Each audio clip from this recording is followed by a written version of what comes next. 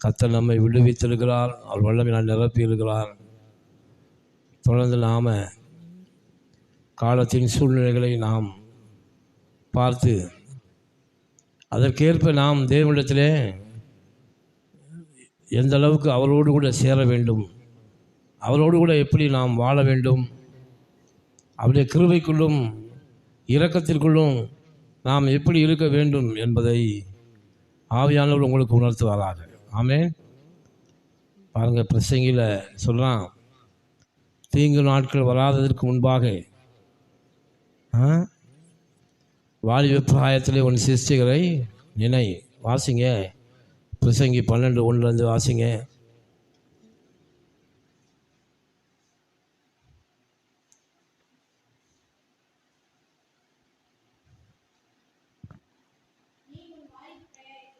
நீ உன் வாலிப பிராயத்தில் உன் சிருஷ்டிகரை, வாலிப பிராயம் என்றால் நீங்கள் எல்லாரும் அநேகர் சொல்லுவாங்க, வாலிப பிராயம் என்றால் வாலிபர்களுக்கு தான் இந்த வசனத்தை சொல்லியிருக்காரு ஆண்டவர். இது வாலிப பிராயம் என்பது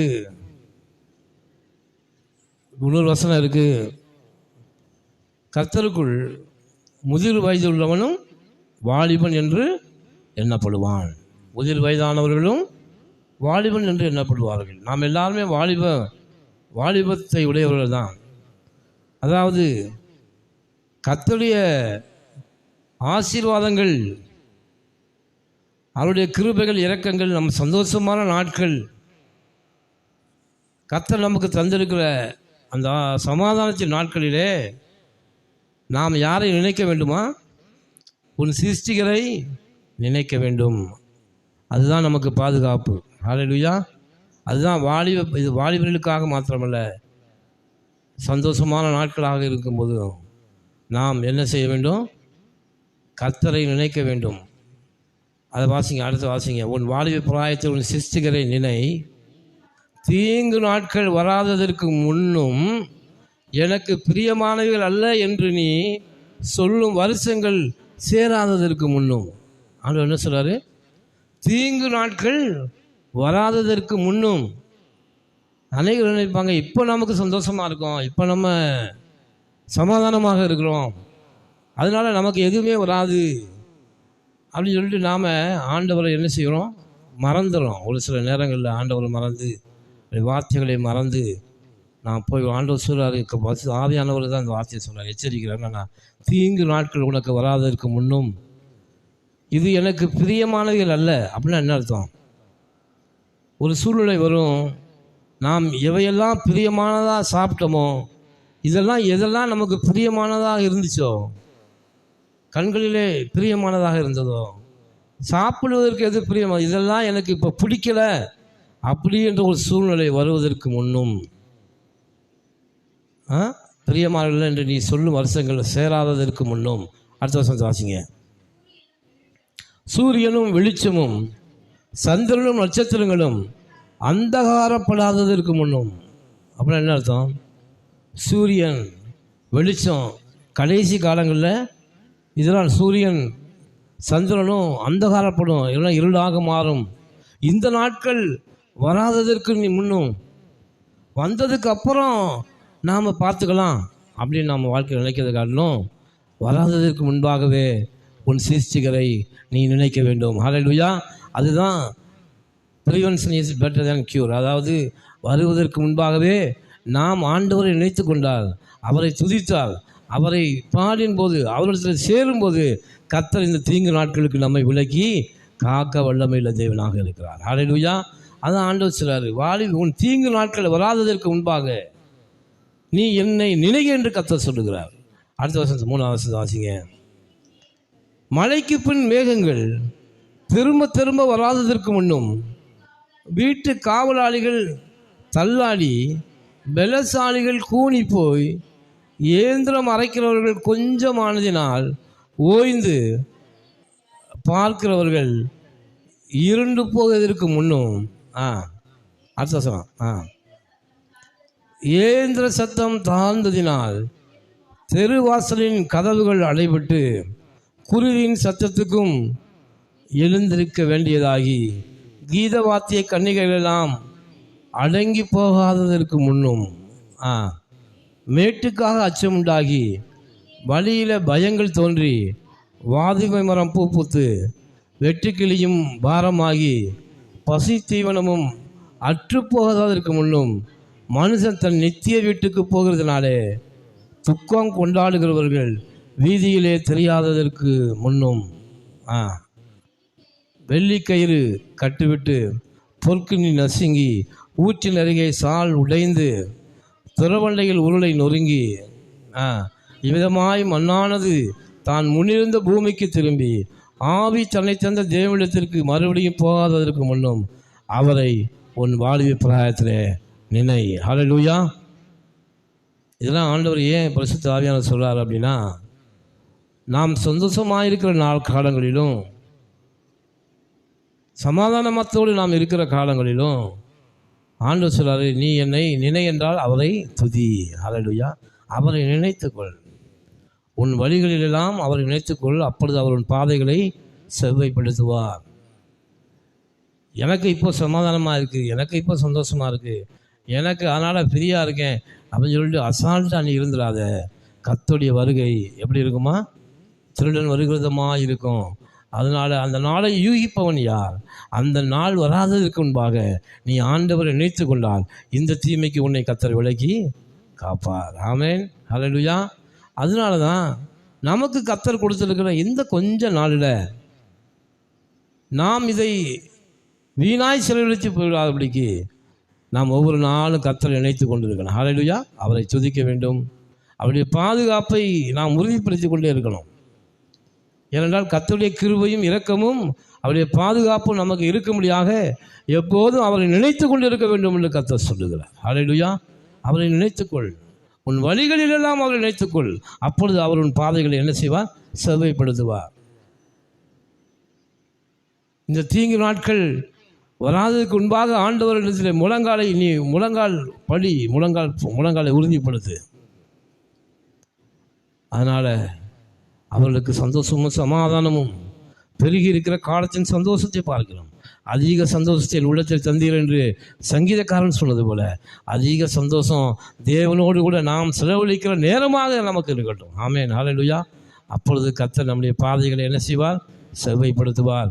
நமக்கு ஜீவனையும் சமாதானத்தையும் கர்த்தர் கொடுப்பார். ஆமென். ஹல்லேலூயா. அதனால் கர்த்தரை நினைக்க மறந்து விடாதீர்கள். அவருடைய வழிகளை நீங்கள் ஒரு நாளும் விட்டு கொடுக்காதீங்க. கர்த்தருடைய வார்த்தைக்கு புறம்பாக நாங்கள் என்னால் நடக்கவே வேணாம். கர்த்தருடைய வார்த்தைகள் ஒரு நாளிலே நிச்சயமாக இந்த பூமியில் நிறைவேறும். அவருடைய வருகையின் நாட்களில் கர்த்தர் நிச்சயமாகவே அவர் நம்மை சந்திப்பார். ஆமென். அதனால் நாம் அவரை நினைத்துக்கொள்வோம், அந்த வழிகளில் இல்லாமல் நினைத்துக்கொள்வோம். வசனத்தை வாசிப்போம். நாம் இப்போ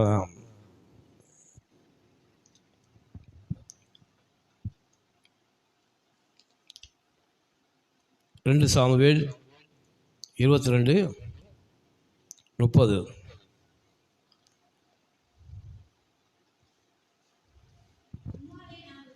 உம்மாலே நான் ஒரு சேனைக்குள் பாய்ந்து போவேன், தேவனாலே ஒரு மதிலை நான் தாண்டுவேன். ஹல்லேலூயா. அன்பு தேவனுடைய பிள்ளைகளே, கர்த்தர் இந்த காலவெளியிலே நம்மை தாயின் கற்பத்திலே வேறு பிரித்தவர், அழைத்தவர், உண்மையுள்ளவர். அவர் சொல்றாரு, ஊழியம் செய்யும்படி நான் வந்தேன் ஒழிய ஊழியம் கொள்ளும்படி நான் வரவில்லை. யாருக்கு ஊழியம் செய்யும்படி அவர் வந்தார்? நமக்கு ஊழியம் செய்யும்படி கர்த்தர் வந்தாராம். ஹல்லேலூயா.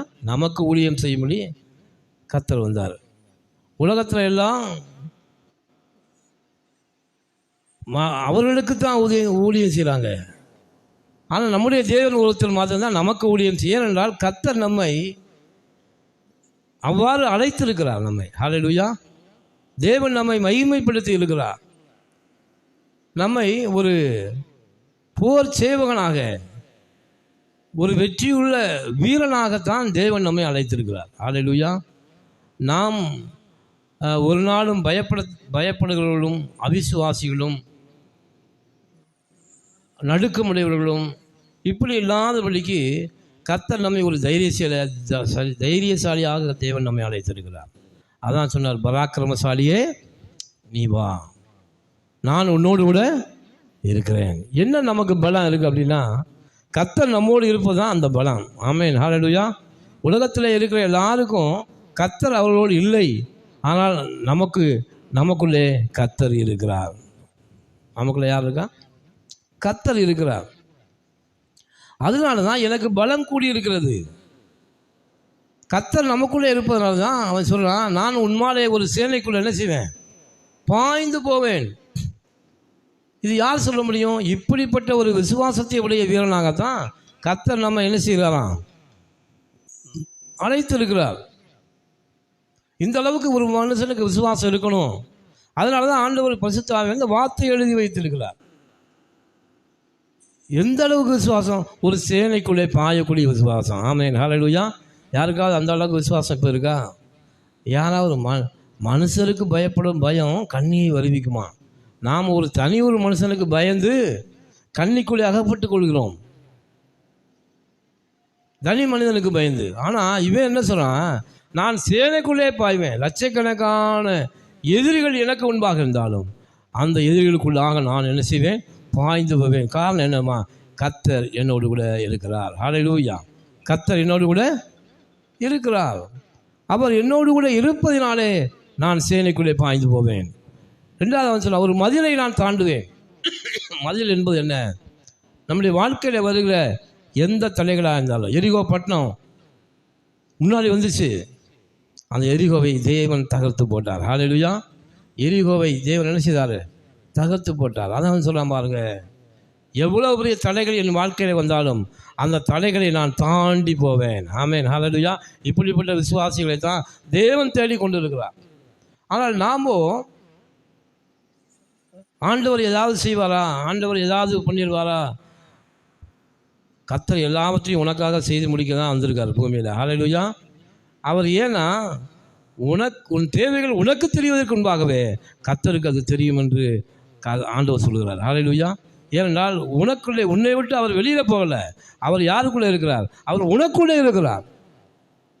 நீ எனக்கு பிரியமானவனான் அப்படின்னால் நீ ஜெபம் செய்ய தொடங்குவதற்கு முன்பாகவே உன் வேண்டுதல் உனக்கு கொடுக்கப்பட்டது. எப்படி அவருக்கு தெரியும் நம்முடைய வேண்டுதல்? நமக்குள்ளே அவர் இருப்பதனாலே. ஆமென், ஹல்லேலூயா. அதனால தான் ஆண்டவர் எனக்குள்ளே இருக்கிறார் என்று நான் ஒரு மாதிரி எந்த பிரச்சனைகள் என்னுடைய வாழ்க்கையில் வந்தாலும், எவ்வளவு சிக்கல்கள் வந்தாலும், என் தேவன் என்னோடு கூட இருப்பதனால் அந்த சிக்கலை நான் முறியடிப்பேன். ஹல்லேலூயா. அந்த மதிலை நான் என்ன செய்வேன்? தாண்டுவேன்.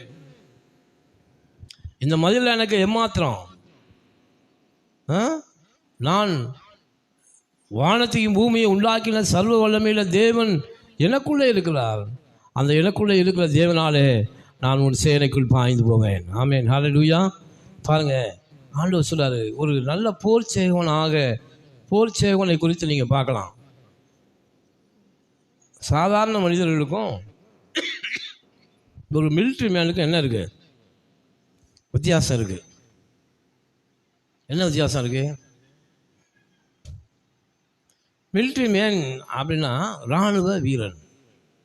இந்த இராணுவ வீரருக்கு என்ன வித்தியாசம் அப்படின்னா, நாம் எதையுமே ஒரு சாதாரண ஒரு எக்ஸசைஸ் பண்ணால் கூட ஒரு நாள் செய்வோம், ஒரு நாள் செய்ய மாட்டோம். எந்த ஒரு பழக்கமும் தொடர்ந்து நாம் அதை கண்டினியூவாக செய்ய மாட்டோம். ஆனால் இராணுவ வீரர்களுக்கு ஒரு இருக்குது. அவர்கள் தினமும் காலையில் எழுந்தோடனே ஒரு மிலிட்ரி பேரட் இருக்கும், அதை செஞ்சுருவாங்க. அவங்க என்ன சாப்பிடணும் கரெக்டாக சாப்பிடுவாங்க. எந்த அளவுக்கு சாப்பிடணும், எந்த அளவுக்கு கலோரியை அவங்க யூஸ் பண்ணணுமோ அந்த கலோரியை யூஸ் பண்ணுவாங்க. அப்புறம் கவர்மெண்ட் என்ன ஆர்டர் போடுதோ அதை செய்வாங்க. தேசபக்தியாக இருப்பாங்க. தன் உயிரையே கொடுக்கக்கூடிய சாக்ரிஃபைஸ், தியாக உள்ள அவங்களுக்கு இருக்கும். மற்றவர்களுக்காக எதையாவது செய்யணும்னு நினைக்கிறவங்க. இப்படிப்பட்டவன் தான் ஒரு போர் சேவகன். ரெண்டாவது, எதையும் செய்யக்கூடிய மனதைரியத்தோடு தான் போர் சேவகன். இப்படிப்பட்ட போர் சேவகனாக நாம் இருக்க வேண்டும் என்பதுதான் கர்த்தர் விரும்புகிற காரியம். ஒரு வசனத்தை வாசி, 2 தீமோத்தேயு 2-வது அதிகாரம் 3-வது வசனம். 2 தீமோத்தேயு 2வது அதிகாரம் 3வது வசனம்.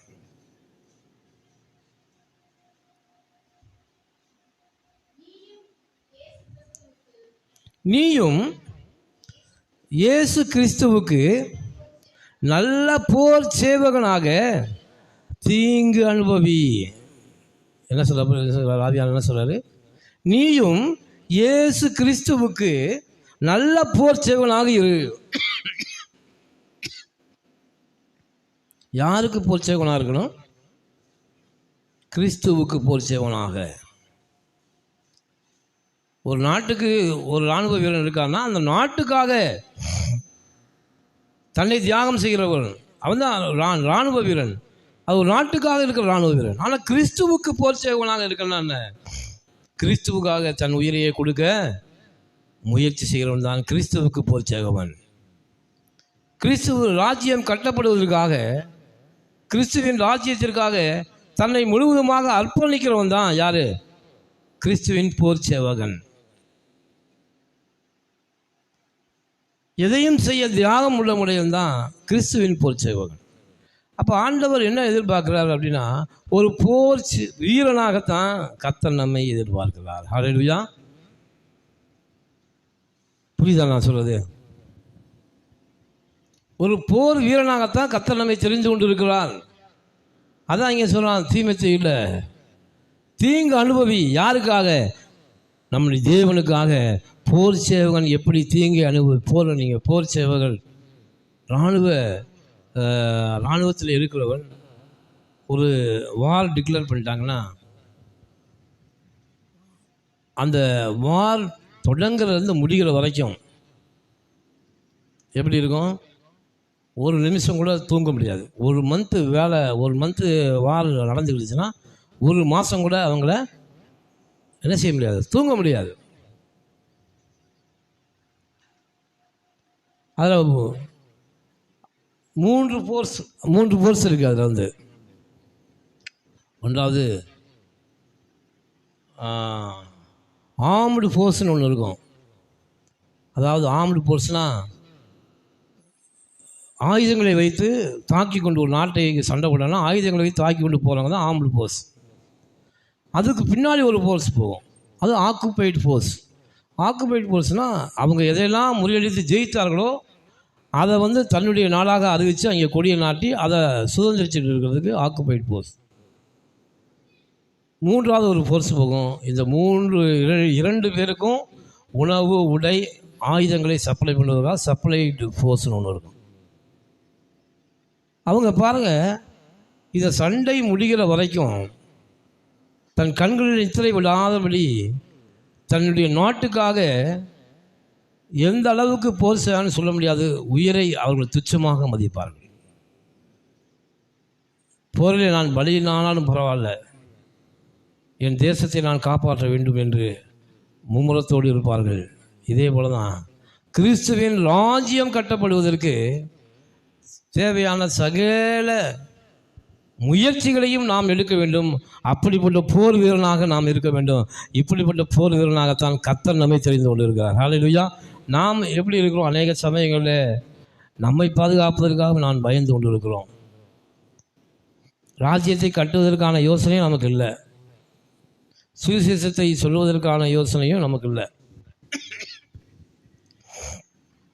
போர் சேவகனாக இருந்தால் யாருன்னு பார்த்தா நம்மளை பயப்படுவாங்க. மிலிட்ரிக்காரங்களை கண்டால் யாருக்குமே என்ன வரும்? பயம் வரும். ஏன்னா மிலிட்ரிக்காரங்களுக்கு தனி ஒரு சட்டம் இருக்குது. அவங்கள யாரும் தொட முடியாது. லோக்கலில் இருக்கிற போலீஸ் கூட அவங்கள சட்டப்படி என்ன செய்ய முடியாது? தண்டிக்க முடியாது. இராணுவ வீரர்கள் எதை செய்தாலும் கேட்க முடியாது. ஏன்னா அந்தளவுக்கு அவங்களுக்கு சலுகைகள் கொடுக்கப்பட்டிருக்கிறது. ஏன்? நீயும் தேவனுக்கு போர் சேவகனாக இருந்தால் சத்துருவை ஜெயிக்கக்கூடிய வல்லமையை கர்த்தர் உனக்கு தருவார். ஹல்லேலூயா. சத்துருவை நீ ஜெயிக்கலாம் என்று கர்த்தர் சொல்றார். எப்படி இராணுவ வீரர்களுக்கு அதிகாரத்தை ஒரு நாடு கொடுத்திருக்கிறதோ அதே அதிகாரத்தை நீ போர் சேவகனாக இருந்தால் கர்த்தர் உனக்கும் தருவார் என்று ஆண்டவர் சொல்றார். ஹல்லேலூயா. உனக்கு அதிகப்படியான அதிகாரத்தை கர்த்தர் கொடுத்திருக்கிறார்.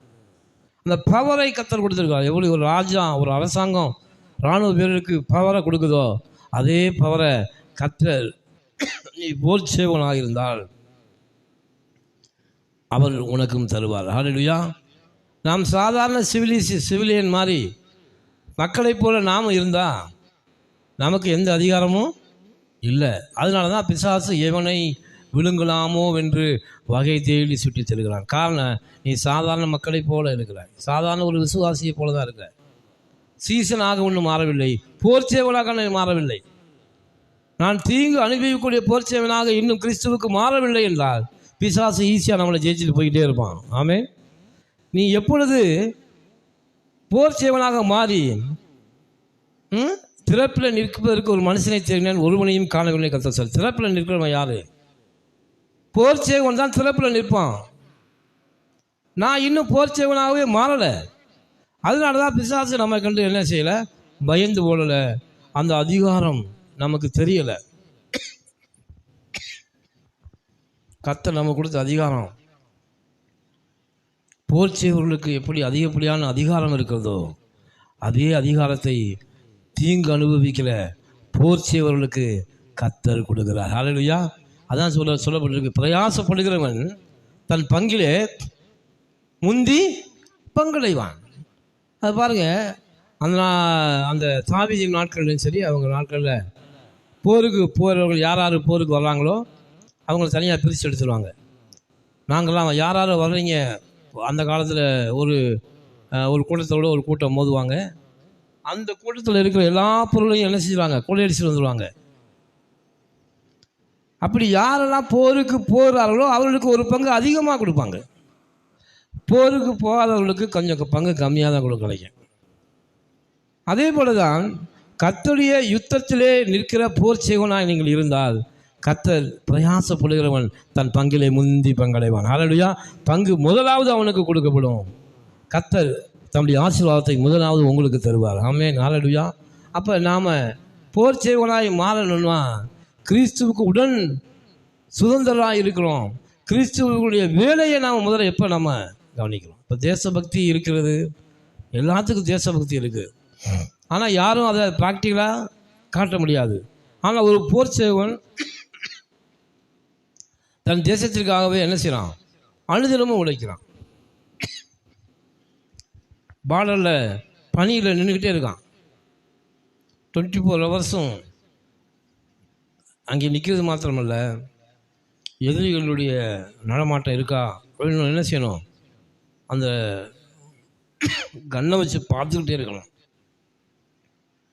ஒரு நிமிஷம் கூட கண்ணை அப்படி மூடி திறக்கிறதுக்குள்ளே எனிமி உள்ளே நுழைஞ்சிட்டானா நம்முடைய நாட்டுக்கு ஆபத்து. அதனால் 24 ஹவர்ஸும் கண்காணித்து கொண்டு இருக்கிறவனாக இருக்கிறான் பார்டரில் நிற்கிறவன். அன்பு தேவனுடைய பிள்ளைகளை, நாமும் கூட 24 ஹவர்ஸ் என்ன செய்யணும், பாதுகாப்பாக இருக்கணும். நம்முடைய குடும்பத்துக்கு பிசாசு எவனை விழுங்கலாமோ என்று வகை தேடி சுற்றி தருகிறான். அவன் நம்ம குடும்பத்தை என்ன செய்யக்கூடாது, தாக்கிடக்கூடாது. அவன் நம்ம குடும்பத்தை என்ன செய்யக்கூடாது, அழிச்சிடக்கூடாது. அவன் நம்மை மேற்கொள்ளக்கூடாது. அதனால தான் நாம் ஜெபத்தில் எச்சரிக்கையாக இருக்க வேண்டும். நம்ம குடும்பத்தின் பாதுகாப்புக்காக ஜெபிக்கணும். குடும்ப ஜெபத்தில் ஜெபிக்கணும். பிசாசை நாம் ஜெயிக்கணும், அவனை மேற்கொள்ள வேண்டும். அதனால தான் போர் செய்வன் கண்காணிப்போடு இருக்கிறான். நல்ல வேலையை விரும்புகிறவன் நல்ல கண்காணிப்பு, நல்ல வேலையை விரும்புகிறான். இப்போ நல்ல கண்காணிப்பு இருக்கணும்னா போர் செய்வனாக நாம் மாறணும். ஹல்லேலூயா. ஒரு குடும்பத்திற்கு ஒரு குடும்பத் தலைவன் போர் செய்வனாக இருக்கிறான். குடும்பத் தலைவர் மாத்திரமில்லை, இருக்கிற எல்லாருமே என்ன செய்யணும், போர் செய்வனாக நாம் இருக்க வேண்டும். அப்பொழுது நாம் நம் குடும்பத்திற்கு ஆசீர்வாதத்தை கொண்டு வர முடியும். சகல தீமைக்கும் கர்த்தர் விலக்கி காப்பார். ஏனென்றால் ஆண்டவர் சொல்றாரு, பிசாசை அழிக்கும்படிக்கே தேவகுமாரனாகிய இயேசு என்ன செய்தாராம், வெளிப்பட்டார். உலகத்தில் இருக்கிற எளிமையை யாரை காட்டிலும் பிசாசு தான் அதிக வல்லமையுடைய எளிமையாக இருக்கான். உலகத்தில் இருக்கவங்களாம் பிசாசோடு அட்ஜஸ்ட் பண்ணிட்டு போகிறாங்க. ஆனால் கர்த்தருடைய பிள்ளைகளை நாம் ஒருத்தர் அவனுக்கு எதிர்த்து நிற்கிறோம். என்ன நினைக்கிறோம், எதிர்த்து நிற்கிறோம். வேதம் என்ன சொல்லுது, பிசாசுக்கு எதிர்த்து நில்லுங்கள், அப்பொழுது அவன் உங்களை விட்டு என்ன செய்வான், ஓடி போவான்.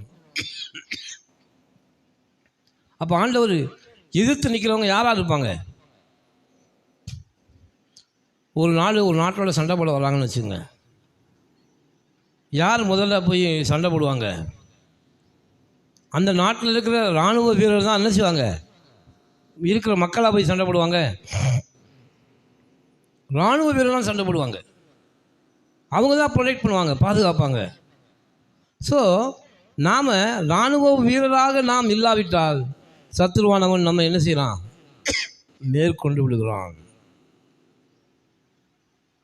அதான் தீங்கு நாட்கள் வராததற்கு முன்னும் நான் என்னவா இருக்கணும்? ஜாக்கிரதை உள்ளவர்களாக இருக்க வேண்டும். பரிசுத்த ஆவியானவர் சொல்றார். ஹல்லேலூயா. அதனால் அனுதினமும் நாம் ஜெபத்திலே, அதான் வேதம் சொல்லுது, ஜெபத்திலே விழித்திருங்கள். விழித்திருந்து என்ன செய்யுங்க? ஜெபம் பண்ணுங்கள். விழிப்புள்ளவர்களாக இருங்கள்.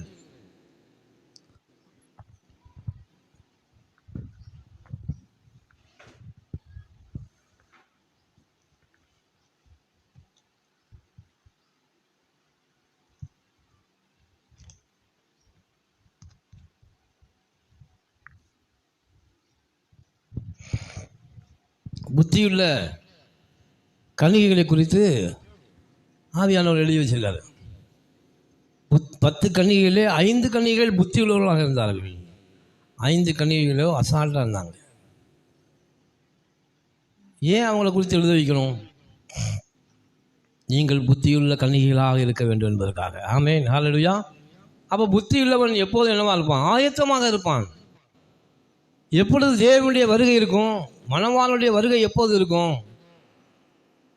அவர் தன் காரியத்திலே கவனமாக தன் நடையின் மேலே கவனமாக இருப்பவனை கண்டாயானால், அப்போ நமக்கு என்ன டியூட்டி, நமக்கு என்ன, நம்ம என்ன வேலை, நமக்கு ஆண்டவரோடு நமக்கு என்ன உறவு, இப்படிப்பட்ட காரியங்களை சிந்தித்து அதன் வழியிலே நடக்கும்போது கர்த்தருடைய ஆசீர்வாதம் நமக்கு கடந்து வருகிறது.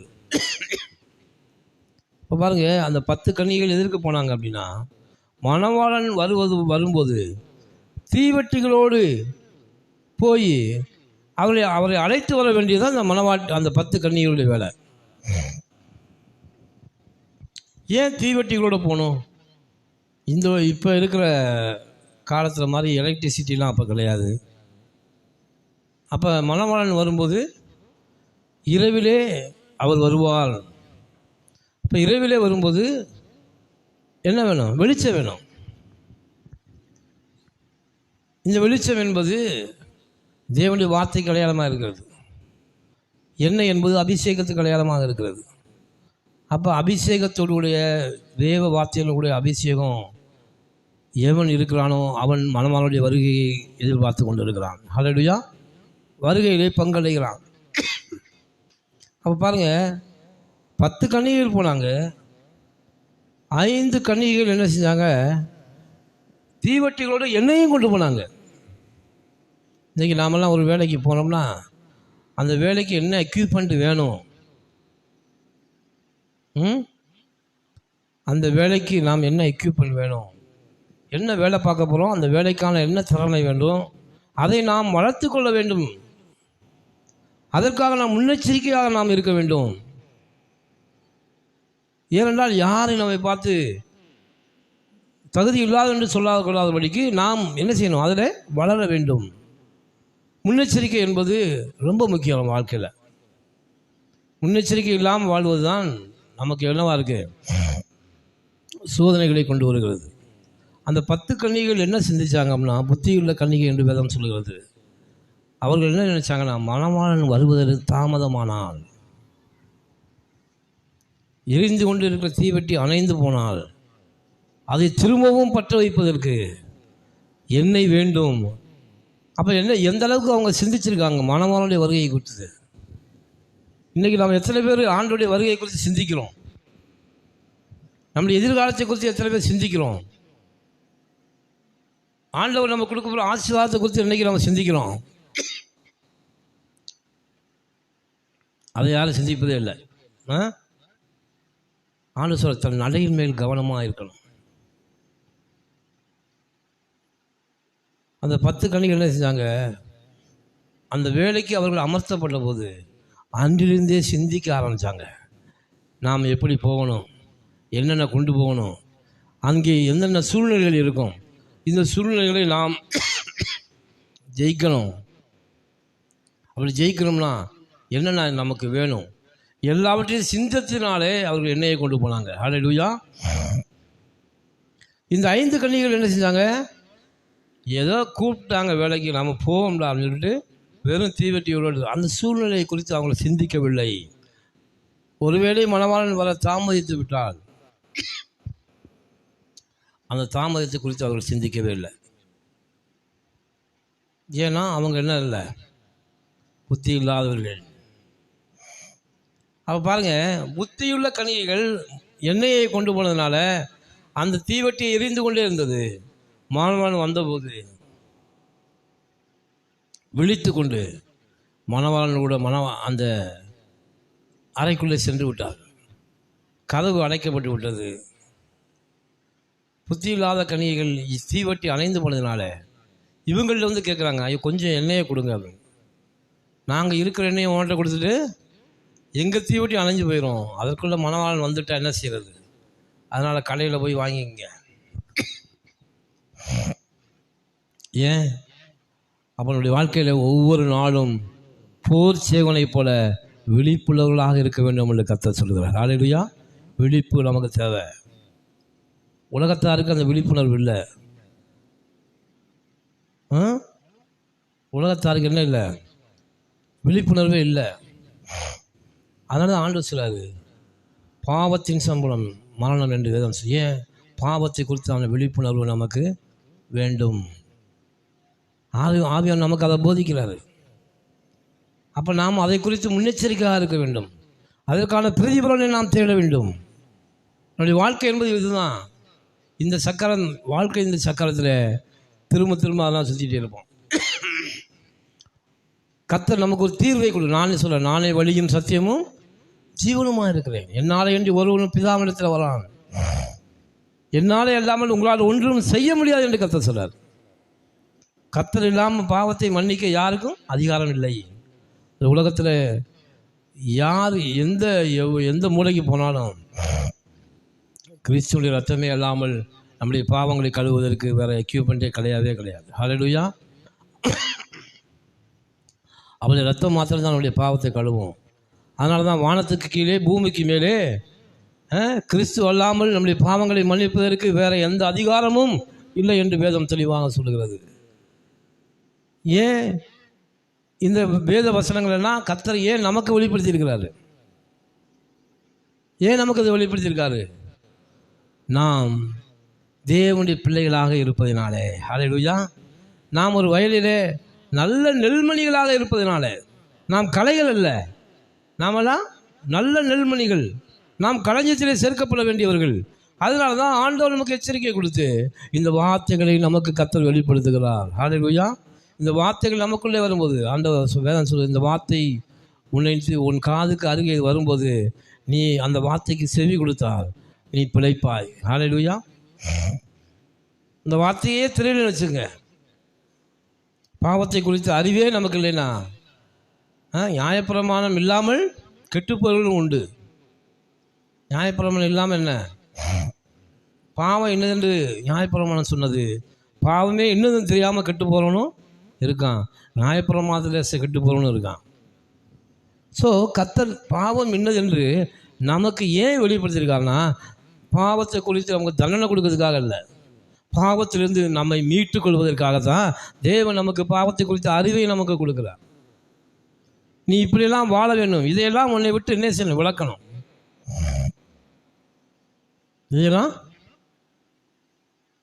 நம்மளுடைய வாழ்க்கையில் எதை விளக்கணும்?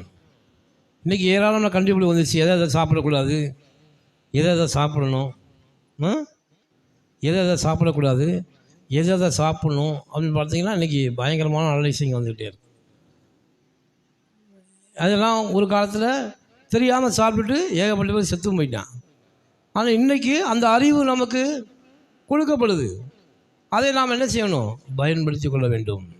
அதே போல் தான் கர்த்தருடைய வார்த்தை என்கிற அறிவு நமக்குள்ளே கடந்து வரும்போது அந்த வார்த்தையை நாம் ஏற்றுக்கொண்டு அவர் வழியிலே நடக்கும்போது நல்ல போர் சேவனாய் நாம் அவர் வழிகளில் நடக்கும்போது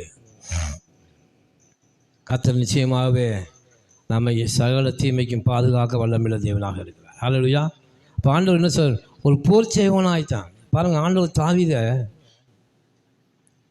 எப்போ தெரிஞ்சுக்கிட்டாருன்னா ஒரு போர் செய்வனாய் கர்த்தர் அவனை தெரிந்து கொண்டார். ஹல்லேலூயா.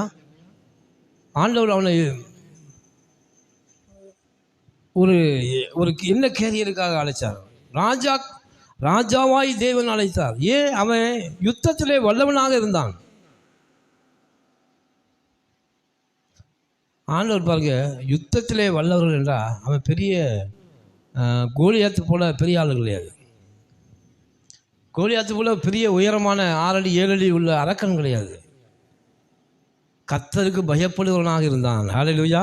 ஒரே தகுதி, அவன் கர்த்தருக்கு பயந்தவனாக இருந்த. ஆண்டவர் நம்மள்ட்ட அதைத்தான் எதிர்பார்க்கிறார். நீ இந்த உலகத்தை ஜெயிக்க வேண்டுமானால் கர்த்தருக்கு பயப்படுகிற பயம் உன்கிட்ட இருந்தால் போதும். ஒரு வசனத்தை வாசிங்க. 1 சாமுவேல் 16 அதிகாரம் 21 வசனத்திலிருந்து வாசிங்க, முடிச்சிடும். 1 சாமுவேல்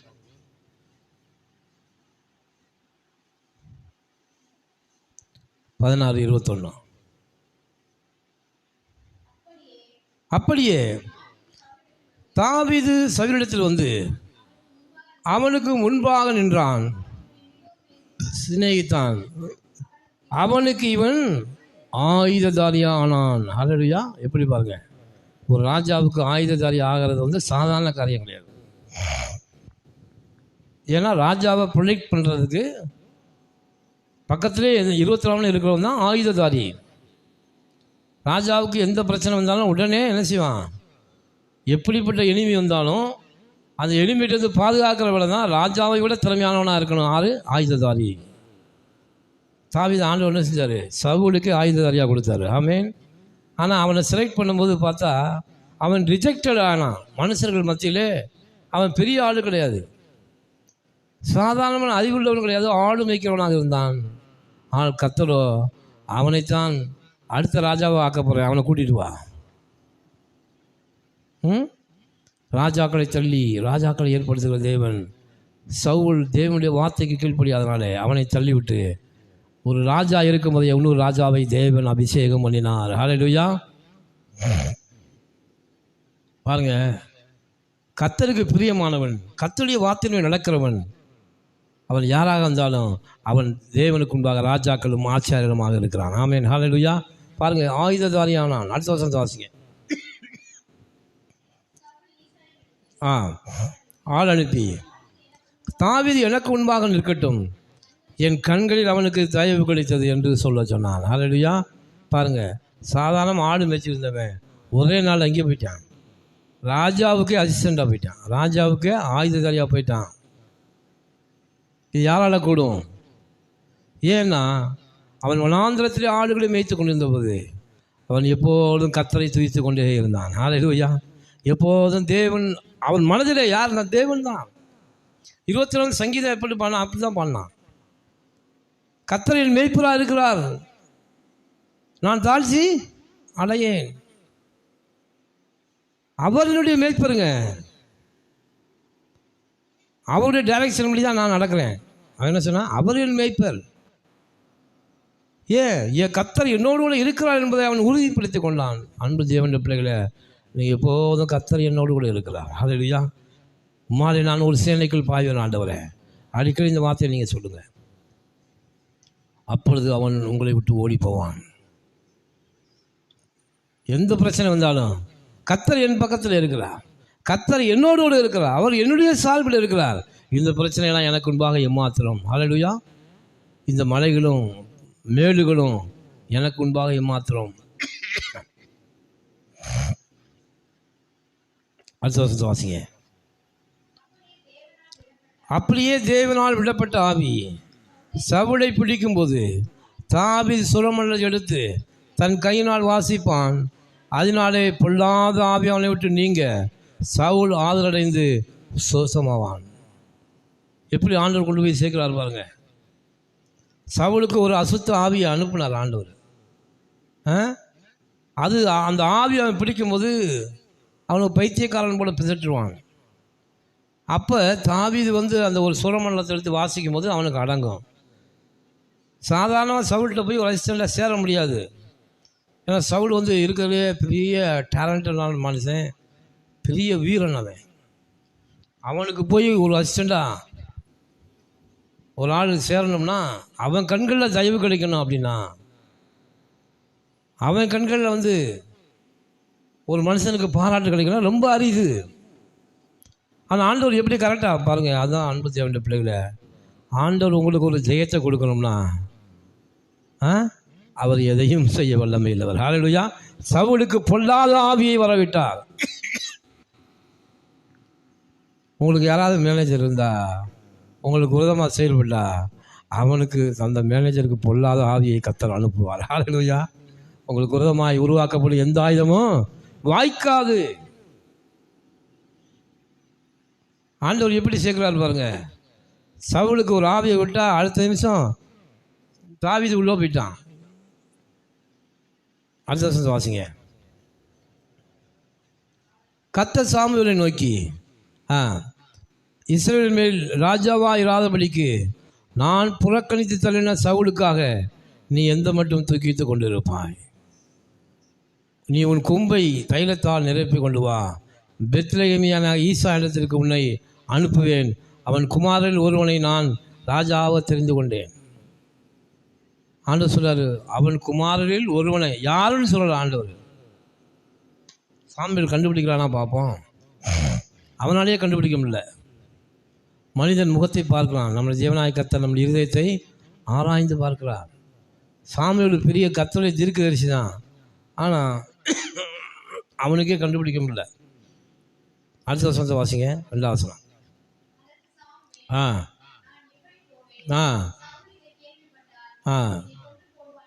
என்றான்.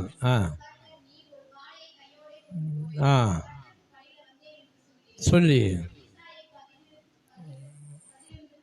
அழைப்பையாக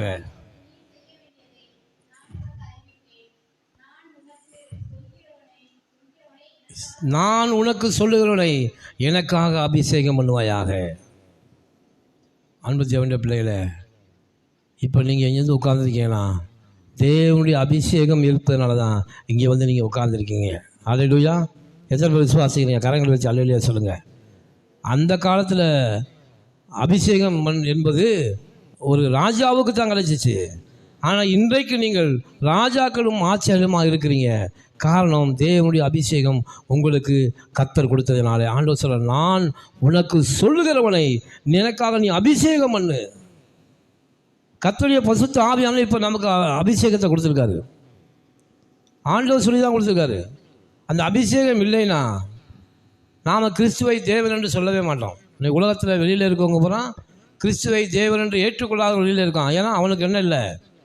பரிசுத்த ஆவியானுடைய அபிஷேகம் இல்லை, தேவனுடைய உத்தரவு அவனுக்கு இல்லை. ஆனால் கிறிஸ்துவை தேவன் அறிக்கை பண்ணுகிற நாவு நமக்கு கற்றுக் கொடுத்துருக்காருன்னா நமக்கு தேவனுடைய அபிஷேகம் இருப்பதனால தான் கிறிஸ்துவை தேவன் என்று நாம் அறிக்கை செய்கிறோம். அல்லேலூயா. இல்லை என்றால் நாம் சாதாரணமாக கிறிஸ்துவ தேவன் சொல்ல மாட்டோம். ஏன்னா நம்ம கும்பிட்டு வந்த சாமியே இது கிடையாது. நாம் அதை கும்பிட்டோம், இதை கும்பிட்டோம், மூதாதைகள் அதை செஞ்ச இதை செஞ்சாங்க. கிறிஸ்துவானவர் புதிதாக வந்திருக்கிற தேவன், இவரை எப்படி நாம் தேவனை ஏற்றுக்கொள்வது அப்படி என்று பலமுறை சிந்தித்திருப்போம். ஆனால் இதையெல்லாம் சிந்திக்காதபடி நமக்குள்ளே ஆவி ஊற்றப்பட்டது. கடைசி நாட்களிலே மாம்சமான யாவர் மேலும் என் ஆவியை ஊற்றுவேன். அந்த ஆவி தான் நமக்குள்ளே ஊற்றப்பட்டிருக்கிறது. அந்த ஆவியானவர் தான் கிறிஸ்துவை தேவன் என்று அறிக்கை செய்ய வைத்திருக்கிறது. அல்லேலூயா. அந்த அபிஷேகம் இருந்ததுனால தான் ஆண்டவர் சொன்னார், நான் சொன்னவன் மேலே அபிஷேகம் பண்ணேன். கர்த்தர் உங்களை பார்த்து நான் சொல்லியிருக்காரு, இவெல்லாம் அபிஷேகம் பண்ணு, இவெல்லாம் என்னுடைய பிள்ளையாக இருக்கான், ராஜாவாக இருக்கான். அடுத்த வருஷத்தை வாசிங்க. கர்த்தர் சொன்னபடியே சாமுவேல் செய்து பெத்லெகேமுக்கு போனான். அப்பொழுது அவ்வூரின் மூப்பர் தத்தளிப்போலே அவனுக்கு எதிர்கொண்டு வந்து, நீர் வருகிறது சமாதானமாக என்றார்கள். அடுத்த வருஷம் ஆ ஆ ஆ ஆ வாருங்கள் என்றான். ஆ ஆ அழைத்தான். அடுத்த வசனம். ஆ ஆ அவர்கள் வந்தபோது அப்போ அவங்க எல்லாம் போனாங்க, பிள்ளைகளோடு எல்லாம் போனான். எலியாப் என்ற ஒரு மனிதன், அவன் பெரிய ஆஜானுபார், ரொம்ப பெரிய ஆளாக இருந்தான். இவன் என்ன செய்யலாம் பாருங்க, கர்த்தரால் அபிஷேகம் பண்ணப்படுபவன் இவன் தானாக்கும் அப்படின்னு சொல்கிறான். அடுத்த வசனம் வாசிங்க.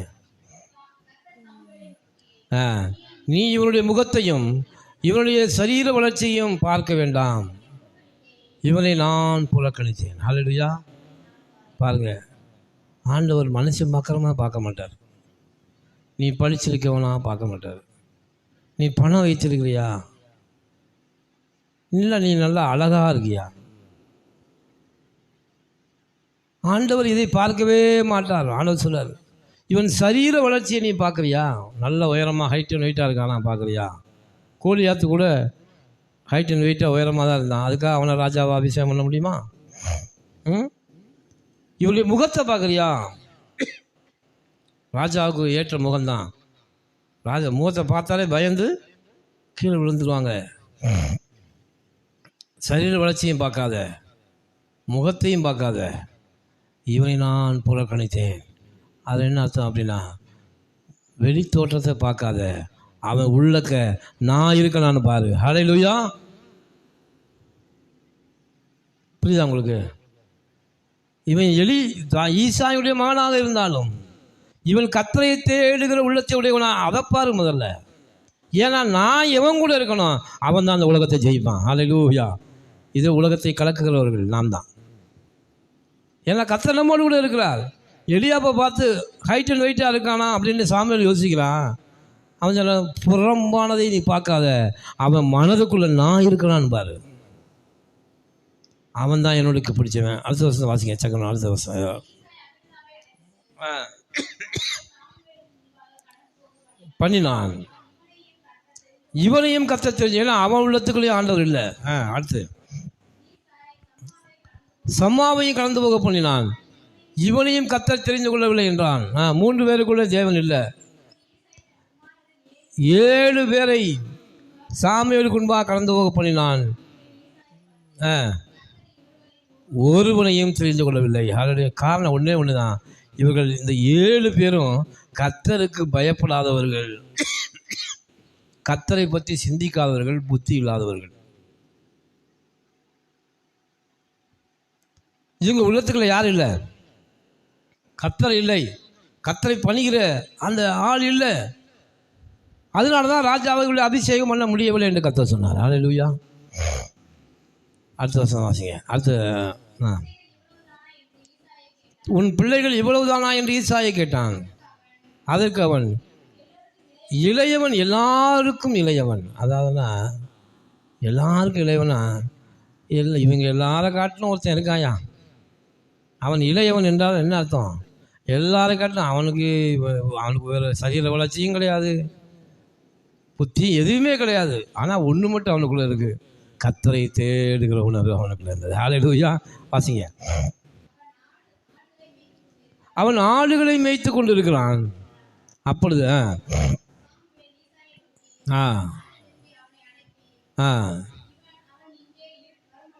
அவன் இங்கே வரும் மட்டும் நான் பந்தி இருக்க மாட்டேன். ஹல்லேலூயா. சாமுவேல் அந்த காலத்தில் ஒரு பெரிய தீர்க்கதரிசி. தாவீது சாதாரண ஆடு மேய்ச்சிக்கிட்டு இருக்கேன். அந்த தீர்க்கதரிசி என்ன சொல்ல பாருங்க, நீ அந்த தாவீது இங்கே வர்ற வரைக்கும் நான் இந்த உணவை சாப்பிடவே மாட்டேன். எவ்வளோ ஒரு மதிப்பு பாருங்க. கர்த்தரை தனக்குள்ளே வைத்திருந்தவன் வனாந்தரத்தில் ஆடு மேய்த்து கொண்டிருந்தாலும் கர்த்தர் அவனுக்காக காத்திருந்தார். தீர்க்கதரிசி சாமுவேல் காத்திருக்கலைங்க, கர்த்தர் அவனை அபிஷேகம் பண்ணுவதற்காக காத்திருந்தார். கரங்களை தட்டி கர்த்தர் கண்டு சொல்லுதுங்க, நீங்கள் எவ்வளோ பெரிய ஆள் என்னவா இருந்தாலும் உங்களுக்குள்ள கர்த்தர் இருந்தார்னா, நீங்கள் எந்த வனாந்தரத்தில் கிடந்தாலும் கர்த்தர் உங்களை கொண்டு வந்து அந்த மேடைக்கு, அந்த தீர்க்கதரிசியின் மேடைக்கு ஏற்றினது போல கர்த்தர் உங்களை உயரத்தில் எழுப்ப வல்லமை இல்லவர். ஹல்லேலூயா. உங்களை உயரத்தில் எழுப்ப வல்லமை இல்லவர். நல்ல பூச்சியவனாய் தீங்கு அனுபவிக்கக்கூடிய ஒரு தன்னை கர்த்தர் தேடுகிறார். ஹல்லேலூயா. அடுத்து வாசிங்க. ஆள் அனுப்பி அவனை அழைப்பித்தான். அவன் சிவந்த மணியும் அழகிய கண்களும் நல்ல ரூப உள்ளவனாக இருந்தான். ஆண்டவர் சொன்னார் பாருங்க, இவன் தான், நீ எழுந்து இவனை அபிஷேகம் பண்ணு. ஹல்லேலூயா. ஆண்டவர் சொல்லணுங்க, கர்த்தரால் அழைக்கப்பட்டவனே தான். ஊழியம் என்பது சாதாரண இல்லை, ஊழியத்துக்காக தேவன் அழைக்கணும். ஆமாம், அபிஷேகம் பண்ண வேண்டும். ஆண்டவர் சொன்ன பாருங்க, இவன் தான், எழுந்து இவனை நீ அபிஷேகம் பண்ணு. இவனைத்தான் நான் தெரிந்து கொண்டிருக்கேன். ஏன்னா ஆண்டவர் உள்ளத்துக்குள்ளே பார்க்குறாரு, அங்கே அவர் இருக்கிறார். ஹல்லேலூயா. எவனுடைய உள்ளத்துக்குள்ளே கர்த்தர் இருக்கிறாரோ, எவனுடைய உள்ளத்துக்குள்ளே தேவனுடைய வார்த்தை இருக்கிறதோ, அவனே இந்த பூமியிலே அரசாளக்கூடிய வல்லவனாக இருக்கிறான். வெளிப்படுத்த போட்டிருக்கு, நாங்கள் அவரோடு கூட அரசாளுவோம். காரணம், எந்த தகுதியும் இல்லை. அனுதினமும் ஜெபித்து, அனுதினமும் வேதத்தை வாசித்து, கர்த்தர் தேவனுடைய விசுவாசித்து அவரை பாடி மகிழ்கிறவர்கள் தான் தேவனுடைய பிள்ளைகளாக இருக்கிறோம். ஹல்லேலூயா. இன்றைக்கி கர்த்தர் நம்ம கொடுத்துருக்க சாக்கியத்தை குறித்து உலகத்தானுக்கு தெரியலை. ஏதோ வர்றாங்க, அல்லேலூயா சொல்கிறாங்க, ஆகான்னு கத்துறாங்க. இப்படி தான் நம்மளை நினைக்குது. உலகம் என்னதான் பார்க்குது? காசு இருக்கா, பணம் இருக்கா, அது இருக்கா, இது இருக்கா தான் பார்க்குது. அதை விட விலையேறப்பட்டதான கர்த்தர் நமக்குள்ளே பொண்ணும் வெள்ளியும் இடத்துல இல்லை. பேது சொன்னாங்க, பொண்ணும் வெள்ளியும் இடத்துல இல்லை, அதை விட விலையேறப்பட்ட சுகத்தை என்னால் உனக்கு கொடுக்க முடியும். என்னிடத்தில் உள்ளதை உனக்கு நான் தருகிறேன், இந்த சுகத்தை பெற்றுக்கொள்ளு.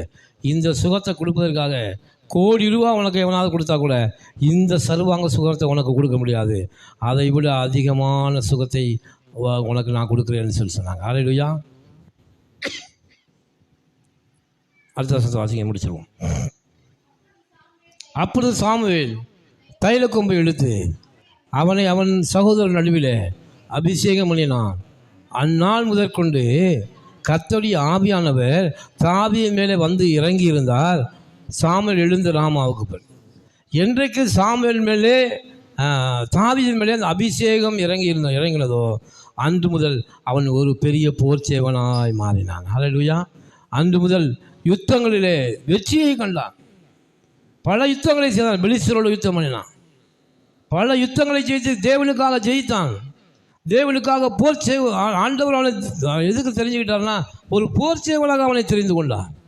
யுத்தங்களை செய்கிறவனாக அவனை தெரிந்து கொண்டார். அதே போல தான் கர்த்தர் உங்களை ராஜாவாக தெரிஞ்சிருக்காருன்னா, நீ வீட்டில் சும்மா உட்காந்துக்கிட்டு இருப்பதற்காக நம்மை கர்த்தர் அழைக்கவில்லை. ஹல்லேலூயா. ஒரு நல்ல போர் சேவனை போல தீங்கு அனுபவி.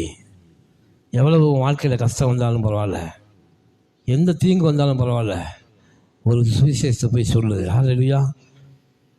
மற்றவர்களுக்கு நீ எதை கொடுக்குறியோ இல்லையோ, என்னை கொடு என்று கர்த்தர் சொல்லுகிறார். ஹல்லேலூயா. நீ எனக்காக தீங்கு அனுபவி. போர் சேவனை போல.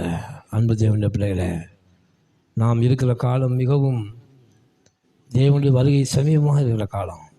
இந்த காலத்திலே நீ மௌனமாக இருந்தால் யூதருக்கு ரட்சிப்பு ஓன் மூலமாக அல்ல, வேறொரு இடத்திலிருந்து வரும் என்று சொன்னது போல நீங்கள் மௌனமாக இருந்தால் வேறொருத்தர் வந்து சுவிசேஷம் சொல்லிட்டு போவான். ஹல்லேலூயா. அதனால் கர்த்தர் கொடுக்குற இந்த நாளில் ஒரு போர் சேவனை போல எழுந்து புறப்படுங்கள். ஹல்லேலூயா. எழுந்து கட்டுவோம் வாருங்கள். கர்த்தருக்கு போர் சேவனாக தீங்கு அனுபவிக்க பழகுங்கள். அப்பொழுது கர்த்தர் மாறாத ஐஸ்வர்யத்தையும் கனத்தையும் நித்தியத்தையும் உங்களுக்கு தர வல்லமையுள்ளவராக இருக்கிறார். ஹல்லேலூயா. அதனால் ஒவ்வொருவரும் நீங்கள் என்ன நினச்சிக்கணும்னா, சால்வேஷன் ஆர்மி ஒன்று இருக்குது. அவங்க போர் வீரர்களை போல தான் ட்ரெஸ்ஸு அணிந்து கொள்வார்கள். அவங்க இந்த வசனத்தின் அடிப்படையில் தான் சால்வேஷன் ஆர்மி, போர் சேவனை போல இருப்பார்கள். அதே போல் தான் நாம் ஒவ்வொருவரும், நான் கிறிஸ்துவுக்கென்று ஒரு போர் சேவனாக இருக்கிறேன், அவருக்காக நான் யுத்தங்களை செய்வேன். அவங்க மனுஷனோட யுத்தம் பண்ணாங்க, நாம் பிசாசோட யுத்தம் பண்ணுகிறோம். அவருடைய போரை காட்டில் நம்முடைய போர் தான் மிகவும் வலிமையுள்ளது. அதனால் யுத்தத்திற்கு ஆயத்தமாக, ஹல்லேலூயா, பிசாசை ஜெயிப்பதற்கு ஆயத்தமாக எப்பொழுதும் ஒரு போர் சேவன் எப்படி தன்னை அனுதினமும் சரீரத்திலே பிரயாசப்படுகிறானோ, அதே போல் உங்கள் சரீரத்திலே நீங்கள் உங்கள் சரீரத்தையும் நன்றாக பேணுங்கள். உங்கள் சரீரத்தையும் நன்றாக நீங்கள் கவனித்துக் கொள்ளுங்கள். கர்த்தர் உங்களை ஆசீர்வதிப்பார்.